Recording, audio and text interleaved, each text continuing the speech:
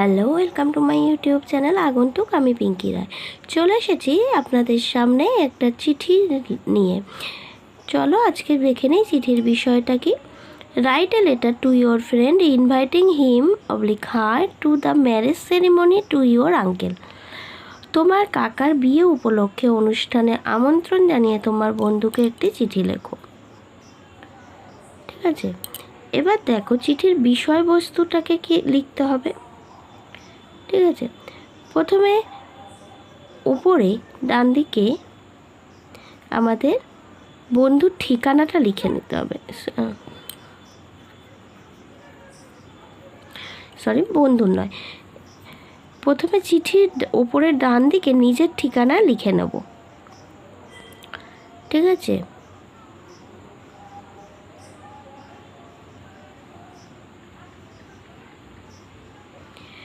তারপরে চিঠির বিষয়বস্তুতে চলে আসব।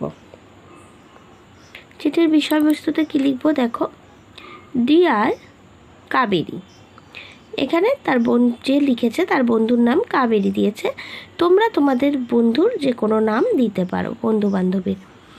Hope all of you are well by the grace of God. After our last meeting in July, I had gone on my hostel in Purulia. I was thus unable to meet you. I know you are studying hard and preparing for your upcoming exam. My uncle's marriage is on the 13th of the next month. On that occasion, I would like to invite you on the 15th at our house. Please do not disappoint me. I hope all of us will be able to enjoy the day thoroughly.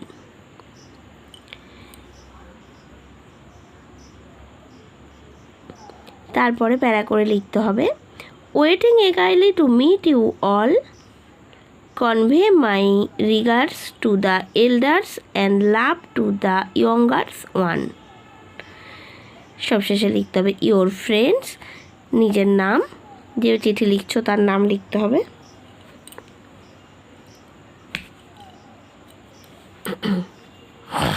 দেখতে পাচ্ছ,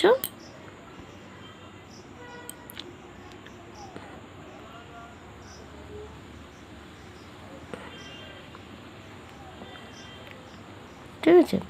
তারপরে এই পাশে your friend লেখার পর ঠিক তার বাঁ পাশে তোমার যে বন্ধু বা বান্ধবীর কাছে তুমি চিঠি লিখছো তার অ্যাড্রেসটা দিতে হবে। ঠিক আছে, তার নাম, কেয়ার অফ অর্থাৎ কোন ঠিকানায় যাবে, আর তার যে বাড়ির অ্যাড্রেস সেটা দিতে হবে। ঠিক আছে, এইভাবে চিঠিটা কমপ্লিট করতে হবে।